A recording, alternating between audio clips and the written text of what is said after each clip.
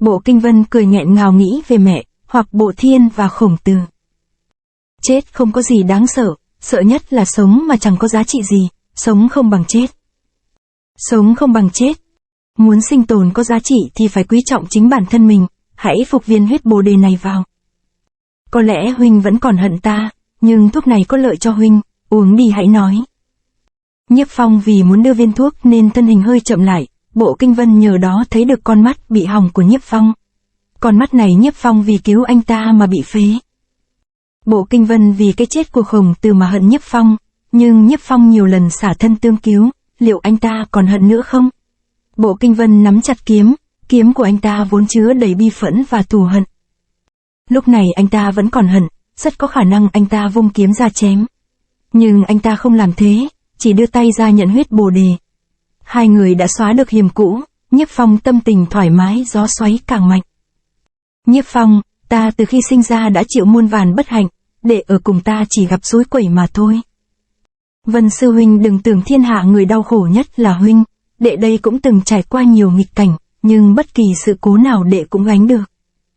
Nói hay lắm, cũng chỉ có người bất khuất như đệ mới xứng làm bằng hữu của Bộ Kinh Vân này.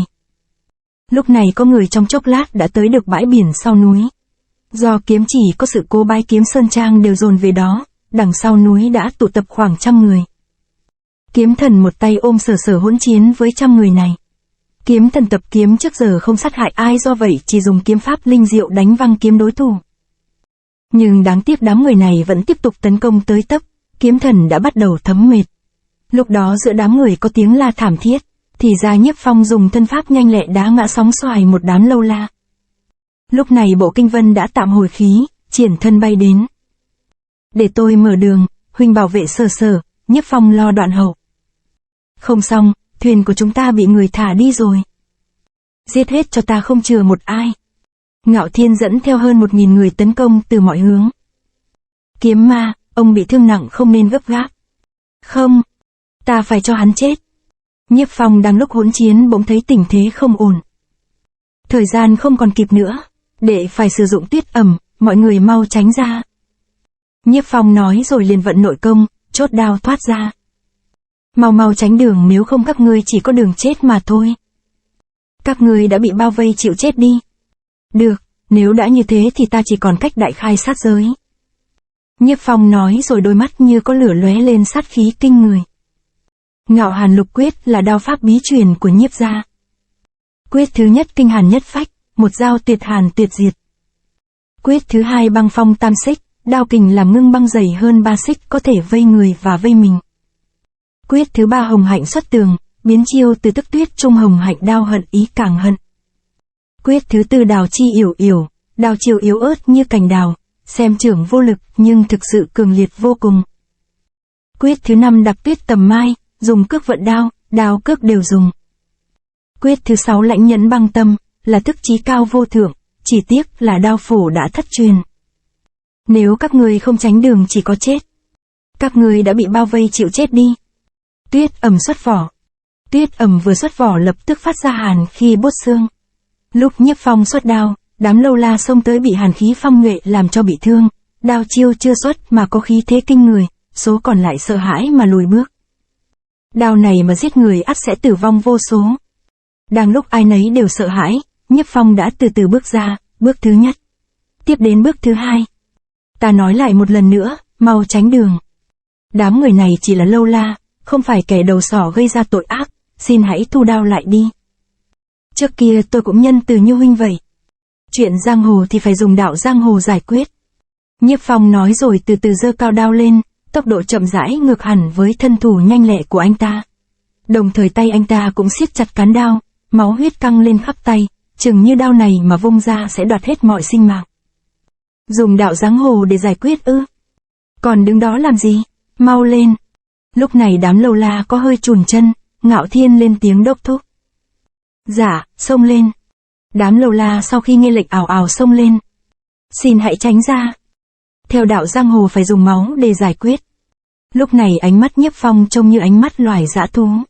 Nếu không là dã thú thì tuyệt đối không thể chém ra một đao hung tàn bá đạo như vậy. Kinh hàn nhất phách. Lưỡi đao bổ xuống, ánh chớp lóe lên, tên Lâu La này bỗng thấy Nhiếp Phong như một phân thành hai. Ngạo Thiên thôi thúc đấm Lâu La liều mình xông lên, nhưng chúng không biết rằng đây là quyết định sai lầm nhất. Vì kinh hàn nhất phách làm hàn khí xung quanh ngưng tụ lại, tạo thành một thanh tuyệt đao khổng lồ hung hăng bỏ xuống, đao thế đủ để hủy thiên diệt địa, dễ dàng mở ra một con đường máu. Đao khí âm hàn chưa tan đổ dồn ra biển, ngọn sóng dâng trào bị đông cứng thành băng. Sau khi đao chiêu ra xong, không khí trên bãi đá trở lạnh, làm đám Lâu La cảm thấy huyết mạch như đông cứng, tứ chi cứng như hóa đá, cử động khó khăn. Cơ mặt cũng bị săn cứng, mắt không thể chớp, quả là một đao quá kinh khiếp. Lúc này kiếm ma đã đến sau núi, trên đường đã cảm thấy hàn khí. Hàn khí nhiều quá, rốt cuộc là do ai phát ra?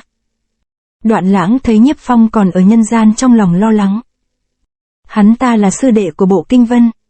Người này võ công cực cao, chuyến này có hắn nhúng tay, muốn thanh toán Bộ Kinh Vân là hơi khó. Đoạn Lãng vì sợ mà do dự không bước tới, kiếm ma một mình lao về bãi đá. Trên bãi đá tất cả đều phát ra vẻ chết chóc thảm đạm, một trận hàn phong làm dấy lên mùi tử khí nồng nặc. Cánh tay Nhiếp Phong từ từ bớt đỏ, đôi mắt đỏ như máu cũng dần ôn hòa. Thì ra Nhiếp Phong do phục huyết bồ đề đã có thể tự khống chế máu cuồng điên trong người anh ta, biến nó thành sức mạnh để dốc hết vào trong đao chiêu. Vậy anh ta tìm được loại huyết bồ đề thần diệu ấy ở đâu? Ngạo hàn đao quyết giết người vô số, Kiếm Thần và Sở Sở cũng cảm thấy buồn nôn. Cái gọi là đạo giang hồ thật sự quá tàn nhẫn. Chúng ta mau đi. Nói rồi Nhiếp Phong hóa thành một làn gió nhẹ lần đổ ra biển. Bộ Kinh Vân liếc mắt với Kiếm Thần một cái, không nói không rằng lao theo Nhiếp Phong. Nơi này không nên ở lâu, chúng ta đi thôi. Đao của người đó khiến tôi sợ, tôi không muốn ngồi cùng thuyền với anh ta. Vậy chúng ta ngồi chiếc kia vậy. 4 người tung lộn người xuống 2 chiếc thuyền nhỏ, thuyền bị đè nặng lập tức đè nát, đầu sóng bị đóng băng. Trên biển không an toàn, mọi người mau đẩy thuyền cập bờ. Đám người của Bái Kiếm Sơn Trang vẫn chưa hoàn hồn, không dám truy đuổi mà chỉ trơ mắt nhìn 4 người bỏ đi.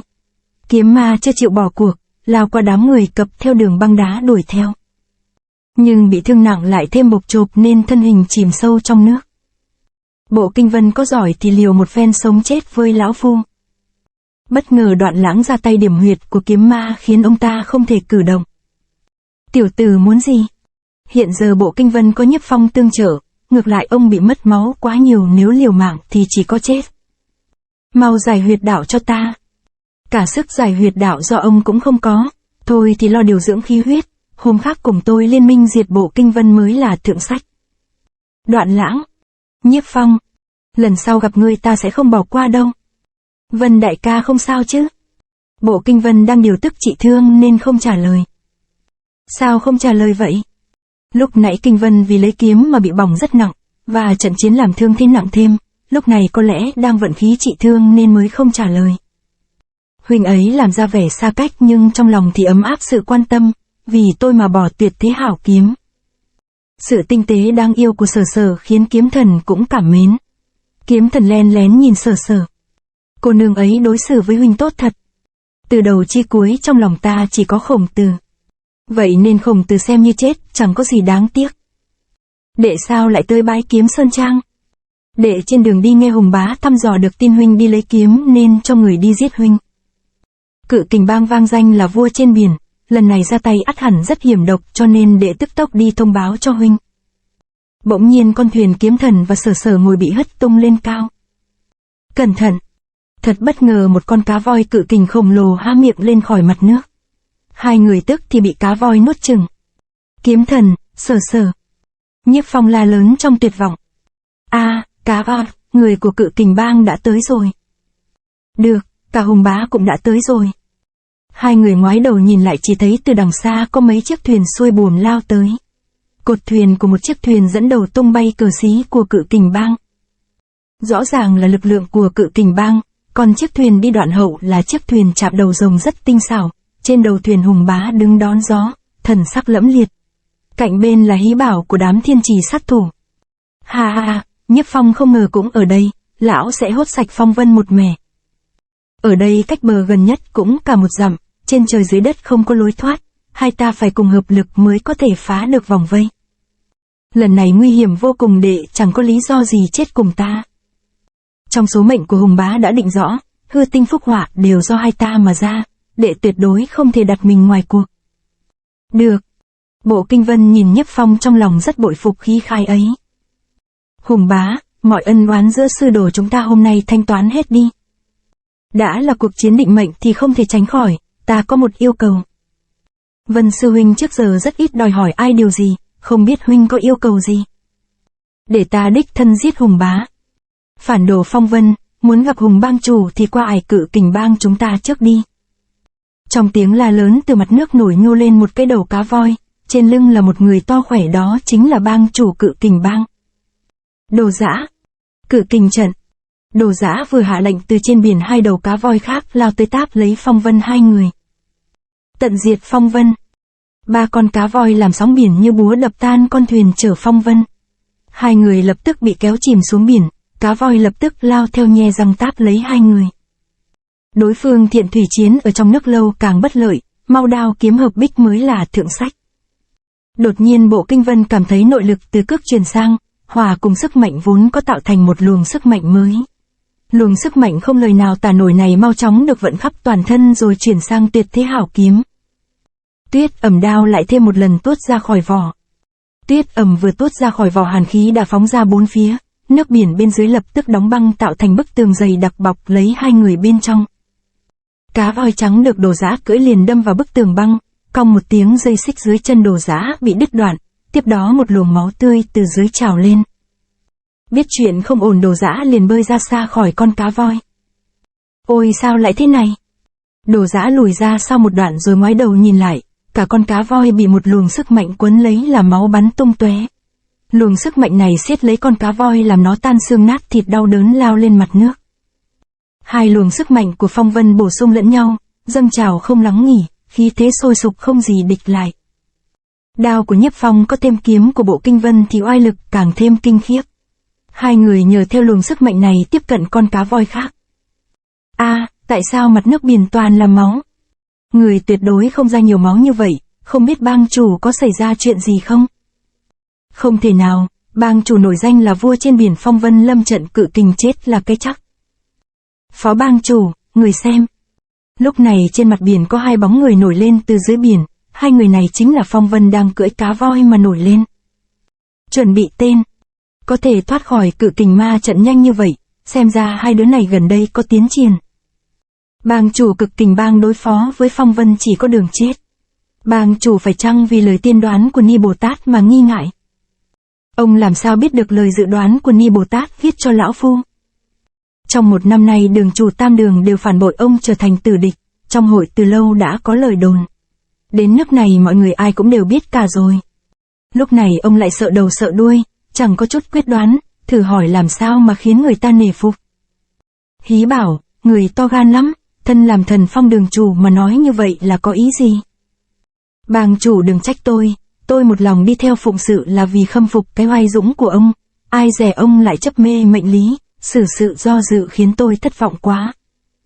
Thì ra từ sau khi đường chủ ba đường tạo phản, Hùng bá đã củng cố lại Thiên Hạ hội, cho Hí bảo, Chỉ Thám Hoa, Thú Vũ, Túc Đao làm đường chủ ba đường. Còn Đồng Hoàng được phong làm phó bang chủ, lần đi vây bắt Bộ Kinh Vân này Đồng Hoàng và đường chủ Thiên Sương ở lại giữ Thiên Hạ hội. Hùng bang chủ, mọi người ai cũng biết ông có được ngày hôm nay là nhờ vào ba tuyệt học quyền, trưởng, cước của ông. Phong Văn chẳng hề làm gì cho Thiên Hạ hội, hai đứa nó nếu không có ông dìu dắt thì khó làm được đường chủ. Vả lại hai đứa nó võ công vốn từ ông mà ra, có gì mà sợ, tin theo đoán mạng mà e dè kiêng kỵ làm cho đám thuộc hạ khó hiểu. Bang chủ, ông nhờ thực lực mà vang danh cớ gì lại sợ hai đứa tiểu tử đó? Không sai, Thiên Hạ hội thành công khiến ông sợ thất bại, cần sự cẩn thận, nhưng cẩn thận cũng là biểu hiện của nhu nhược. Nếu quá cẩn thận mà mất đi dũng khí đối diện với sự thất bại thì thắng được ai? Hùng bang chủ, vừa rồi là những lời trung hiếu của hai chúng tôi, cũng là lời xuất phát từ tâm can của huynh đệ trong bang, có chỗ nào đắc tội xin được lượng thứ. Hùng bá tựa như chưa nghe những lời của hai người kia, mặt lộ ra vẻ ngạo nghễ, chưa hề biết thua. Lão phu lẽ nào không rõ được ý của hai người? Này Thiên Hạ hội do một mình ta sáng lập, ai có ý phản đồ chỉ có chết. Hùng bá lúc nói chiến ý cuồng thăng, kinh lực vận vào trong lòng trường bỗng phóng ra ánh sáng kỳ dị. Huống hồ lão phu đã luyện thành tam phân quy nguyên khí, phong vân ngày nay chỉ có nước chôn thây nơi này. Hùng bá vừa nói vừa vận kình, ai lấy trên thuyền đều cảm thấy bị đè nén đến nghẹt thở. Hùng bang chủ liệu việc như thần, công lực cũng thâm sâu khó lường. Hàng ngàn mũi tên từ trên thuyền phóng về hướng phong vân. Vân sư huynh, khi nãy huynh đệ ta đao kiếm hợp bích, đệ cảm thấy sức mạnh huynh vẫn còn yếu, tuy đã phục vào huyết bồ đề nhưng cũng cần phải vận công điều khí mới có tác dụng. Nhưng trước mặt địch đang chờ trực, làm gì còn thời gian điều khí. Hôm nay muốn diệt Hùng bá huynh đệ ta phải dốc toàn lực. Nếu ta nghỉ ngơi thì đệ sẽ bị nguy hiểm, ta không thể làm vậy. Cá voi bị trúng tên đau đớn vẫy vùng hất hai người phong vân lên trên không trung. Yên tâm đi 1 giờ 1 khắc để có thể chịu được, đệ sẽ dùng băng bảo vệ huynh. Nhiếp Phong nói rồi lập tức múa đao, hàn khí tỏa ra ào ạt.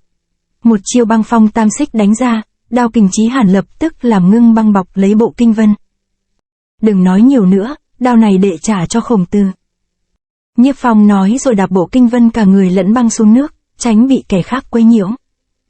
Mượn thế đạp băng, Nhiếp Phong múa đao đánh văng tên đang bắn tới, đồng thời triển thân lao nhanh lên trên thuyền của Cự Kình Bang.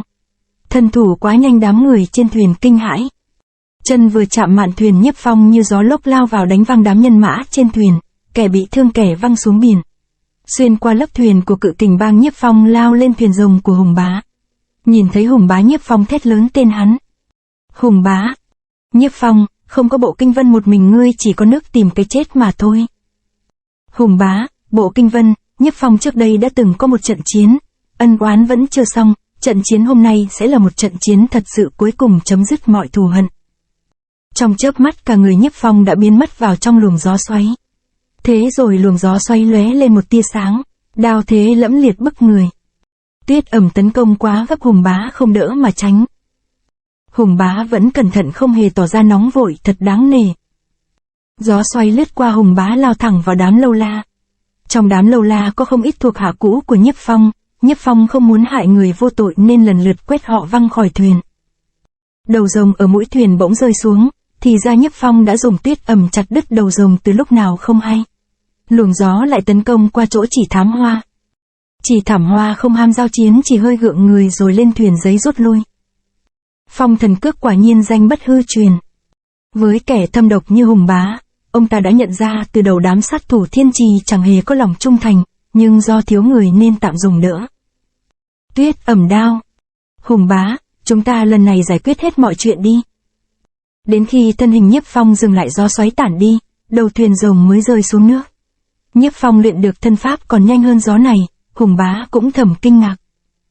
Bắn người thì bắn ngựa trước, giết ngươi thì chặt đứt đầu rồng trước. Rồng vốn là linh vật trong lời quẻ của Ni Bồ Tát, từng ẩn dụ Hùng bá như là rồng, do vậy trước giờ Hùng bá lấy biểu tượng là rồng, nay đầu rồng bị chém khiến ông ta không thể bình tĩnh được nữa. Thằng lõi này thật không đơn giản. Nhiếp Phong biết rõ Hùng bá tu luyện cây thê võ học, trận chiến này phải chọc giận cho ông ta rối trí mới có cơ hội giành thắng lợi. Người muốn giết ta sao không tuốt đao? Đao rút ra ắt có mạng vong. Ta chịu tra đao vào vỏ là vì nhận lời của Vân sư huynh. Đó là để cho huynh ấy giết ngươi. Hà hà, ngươi đừng quên các ngươi là do ta dạy dỗ, châu chấu mà đòi đá xe ư. Hùng bá, niệm tình ngươi bao năm qua có công dưỡng dục, ta nhường ông một chiêu. Lời này nói ra, bộ mặt đang cười của Hùng bá bỗng sượng sùng. Sự không tự lượng sức mình của Nhiếp Phong đã vượt ra ngoài sự tưởng tượng của Hùng bá. Bởi Hùng bá biết Nhiếp Phong không phải là người huênh hoang khoác lác. Nhớ lại năm xưa Nhiếp Phong trong một đêm đã giết được Vô Song thành chủ, người có võ công mạnh hơn anh ta gấp 10 lần, từ đó về sau Hùng bá đã cảm giác tiềm lực của Nhiếp Phong là không thể đo lường được. Cũng từ đó Hùng bá không còn tin cẩn Nhiếp Phong nữa. Tiềm lực của Nhiếp Phong như gió trong trời đất, không thể nhìn thấy cũng không thể đoán bắt. Đồng thời Hùng bá cũng không biết nguồn sức mạnh ấy có từ đâu. Nhìn thấy Nhiếp Phong trên thuyền của Hùng bá, đám người Cự Kình Bang lập tức lấy thuyền vây giáp. Thật ra nguồn sức mạnh đó đến từ dòng máu cuồng điên, cộng với trái tim nhân từ. Đáng tiếc do quá nhân từ nên anh ta đã làm nhiều người hy sinh chết thảm. Cuối cùng anh ta đã thay đổi, anh ta không còn nhân từ nữa. Nhưng dù người ngoài có nói anh ta bất nhân, thì anh ta vẫn không hề bất nghĩa. Trong lòng Nhiếp Phong vẫn còn nghĩa, chính bởi vì Hùng bá tạo ra tội ác vô số, Nhiếp Phong không còn so đo nữa, anh ta thề quyết chiến đấu một trận cuối cùng này. Hừ, khẩu suất cuồng ngôn, lão phu sẽ trong một chiêu này lấy mạng ngươi. Hùng Bá quyết lấy mạng Nhiếp Phong ngay tức khắc, ông ta vận nội lực toàn thân lên cực điểm để đánh ra tam phân quy nguyên khí. Nhiếp Phong, ta muốn ngươi nếm trải đau đớn của đứt gân đoạn cốt. Tam phân quy nguyên khí của Hùng Bá là tuyệt học dung hợp công lực của quyền, cước, chưởng mà thành. Đại sư huynh từng thổ lộ, nếu luyện tới đỉnh cao có thể phân hóa bất kỳ đồ vật hoặc công lực nào, tuyệt đối không được khinh suất. Lúc này cần phải tìm cách kéo dài thời gian đến khi Vân sư huynh điều khí xong. Với thực lực hiện giờ của mình chắc chắn không thắng nổi. Lúc này tam phân quy nguyên khí không ngừng tăng lên, khắp người Hùng Bá phát ra một kình lực tựa cương, tựa nhu làm kết cấu thuyền tách rời ra từng tấm ván, thật khó mà tin được. Chân khí kỳ lạ này lan từ đầu thuyền tới khung thuyền, làm cho chiếc thuyền từ từ tách ra khiến Nhiếp Phong không còn chỗ đứng. Cả chiếc thuyền bị vỡ ra, đám lâu la cự kình bang nhìn thấy vô cùng kinh ngạc. Hùng Bá hét lên một tiếng, tam phân nguyên khí đã vận lên tới đỉnh điểm, ông ta tung chỉ tấn công. Luồng chân khí mang theo sức mạnh lôi đình tới chỗ Nhiếp Phong lập tức bị hất tung lên. Thân tàu như bị kéo giãn ra. Khí thế ảo ạt tấn công, Nhiếp Phong toàn thân cơ khớp như muốn giã rời. Nhiếp Phong vội điểm chỉ bế các khớp quan trọng, hòng vô hiệu hóa kình lực của Hùng Bá. Chiêu này của Hùng Bá kỳ dị đến mức vỏ đao của Nhiếp Phong cũng bị giã ra. Kình khí cuồn cuộn trùm lấy toàn thân, Nhiếp Phong vội xoay tròn người. Động tác quay cực nhanh đó biến thành một luồng gió xoáy cuốn theo mọi đồ vật xung quanh truy cản thế tấn mãnh liệt của Hùng Bá. Trước vòng xoáy ảo ạt đó mắt Hùng Bá hoa lên, chiêu xoay người đó cũng là một thức trong phong thần cước, nhưng nó cũng có điểm yếu. Bão vũ cuồng phong. Hùng Bá định thần lại rồi cũng dễ dàng nhận ra điểm yếu. Ông ta lập tức tung chảo tấn công, nhưng đòn này không được như ý, chỉ làm Nhiếp Phong bị thương nhẹ. Bỗng đầu Hùng Bá cảm thấy một luồng gió lạnh buốt lướt qua mặt. Ngoái đầu nhìn lại xung quanh Hùng Bá là vô số dư ảnh của Nhiếp Phong, điều trước mắt khiến ông ta sững sờ kinh ngạc. Nhiếp Phong ở đâu ra mà nhiều thế? Hùng Bá biết đây là tàn lưu ảnh sau khi sử dụng bão vũ cuồng phong nên định thần tìm chân thân. Giỏi cho chiêu bão vũ cuồng phong, tại sao nó không giống như chiêu lão phu đã dạy ngươi? Đây là chiêu bão vũ cuồng phong được biến hóa và nâng cao, không còn chỗ khuyết nữa. Hùng Bá ngoái đầu nhìn lại, Nhiếp Phong lui ra xa mấy trượng chứ không thừa cơ tấn công, rõ ràng đã nhường Hùng Bá một chiêu. Ngày đó ở thôn Phụng Khê, tôi biết được một số nhược điểm của ba tuyệt học nên đã khắc phục. Hay lắm, Nhiếp Phong ngươi quả nhiên là đứa có ngộ tính cao nhất, với khả năng của ngươi sau này chắc chắn sẽ thành danh. Đáng tiếc khi nãy ngươi chỉ nhường ta nửa chiêu thôi. Hùng Bá nói rồi vung tay đẩy hết quy nguyên khí tấn công Nhiếp Phong. Đòn tấn công bằng quy nguyên khí này hình thành nên một luồng ánh sáng chói rực. Dưới đáy biển Bộ Kinh Vân đang ở bên trong khối băng dày để dưỡng thương điều khí.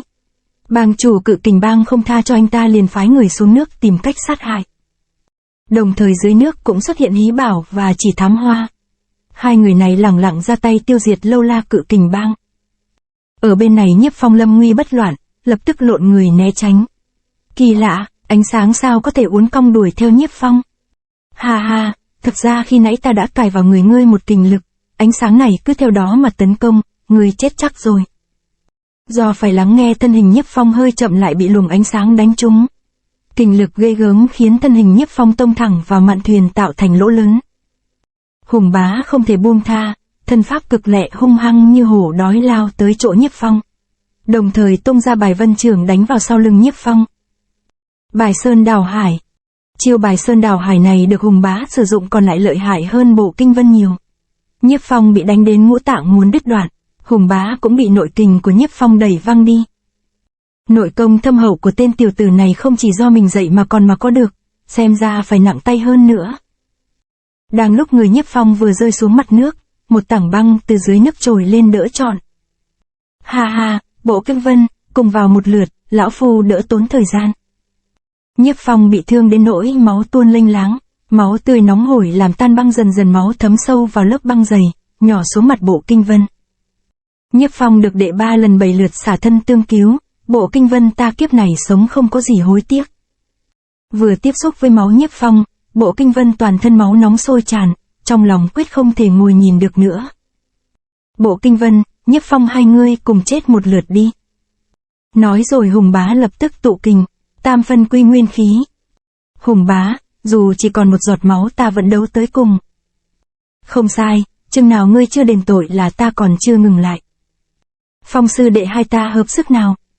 Hùng bá nhìn thấy bộ kinh vân phá băng chui ra thì giật thót tim. Chỉ tới của Hùng bá liền bị bộ kinh vân chặn lại, cứu được Nhiếp Phong. Hai chiêu chạm nhau tạo ra tiếng nổ lớn, Hùng bá bị chấn lui về sau. Tuyệt thế hảo kiếm đúng là hảo kiếm, nhưng ngươi chưa hồi phục thì chết chắc. Ngươi yên tâm, dù có chết ta cũng chết sau ngươi. Cuồng ngôn, để lão phụ cho hai người toại nguyện, mau chịu chết đi. Trong lúc nguy cấp Nhiếp Phong nắm chặt lấy Tuyết Ẩm đao, Nhiếp Phong thương tích đầy người, bộ kinh vân nội thương chưa lành, Hùng bá chiến ý cao ngút quy nguyên khí hùng hổ lao bổ xuống hai người. Ánh sáng lạnh lóe lên Tuyết Ẩm đao chém đứt quy nguyên khí, 5 ngón tay Hùng bá bị chấn lực làm cho tướng máu. Nhiếp Phong ngươi ăn nói không giữ lời, bội tín xuất đao. Đối với người bội tín bội nghĩa như ngươi ta chẳng cần phải giữ lời làm gì. Và rồi đây chính chỗ ngươi cho rằng luôn hiểu ta sẽ làm hại ngươi. Trước kia Hùng bá luôn cho rằng, ngoài thực lực ra ông ta hiểu Nhiếp Phong như lòng bàn tay, giờ đây Nhiếp Phong thay đổi khó lòng đoán được tâm ý, cảm thấy mình đã thất bại. Nhiếp Phong, bộ kinh vân hai người siết chặt tay nhau thề không thắng được thì cùng chôn thây nơi biển cả. Phong Vân, tam phân thần chỉ của ta từ trước giờ chưa đạt đỉnh cao vì có một cửa, là khi chưa gặp lúc nguy cấp tuyệt đối không xuất ra, nay hai người buộc ta khai thông nó. Hùng bá nói rồi tay bên này vận kình chưởng vào tay bên kia, máu tươi lập tức bắn ra tung tóe. Tại sao ông ta tự làm hại mình như vậy? Máu tươi tràn đều ra trên mặt biển, dường như ông ta thề lấy máu Phong Vân để rửa hận. Lại nói về chuyện Kiếm Thần và Sở Sở bị nuốt vào trong bụng cá voi. Đừng sợ, nắm chặt lấy tay tôi. Chúng ta đã bị con cá voi nuốt chửng, phải làm sao bây giờ? Đừng lo, tôi có thể dùng anh hùng kiếm phá bụng cá voi ra ngoài. Huyết xem kìa. Kiếm Thần nhìn theo hướng Sở Sở chỉ tay, phát hiện có người nằm ở đằng xa.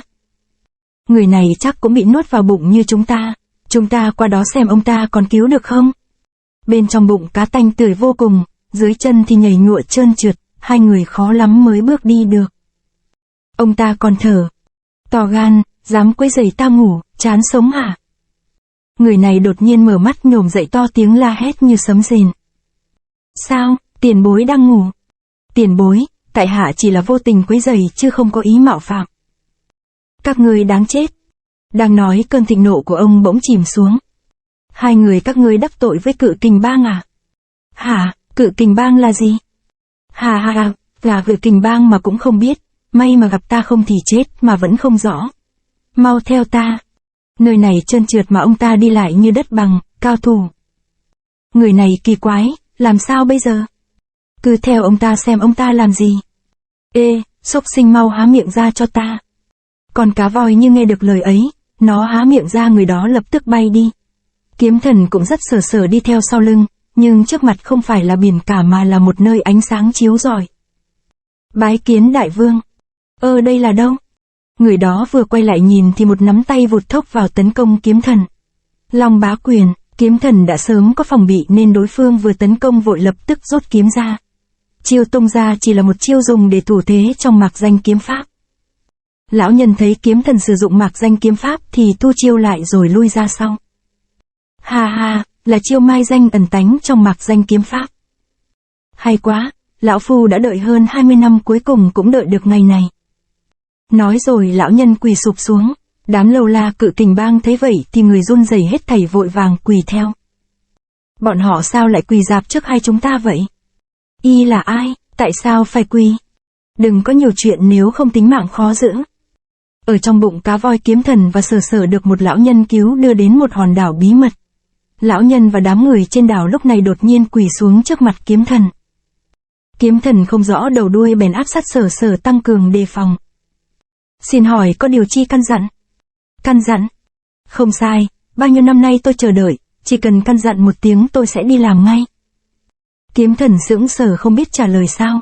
Đám lâu la Cự Kình Bang thấy đại vương còn quỳ sụp đủ biết người tới không tầm thường, không ai dám không cung kính tuân lệnh. Lão nhân trước giờ ra tay nghiêm khắc, đám thuộc hạ không ai dám ở lại lâu vội vàng bỏ đi. Rốt cuộc là ông muốn gì vậy? Kiếm Thần, có cô nương này bên cạnh e rằng không tiện nói, chi bằng bảo cô ta đi chỗ khác đi. Đây là bằng hữu của ta, tiền bối đừng ngại, có gì cứ nói ra. Xin hỏi làm sao tiền bối biết tên tôi?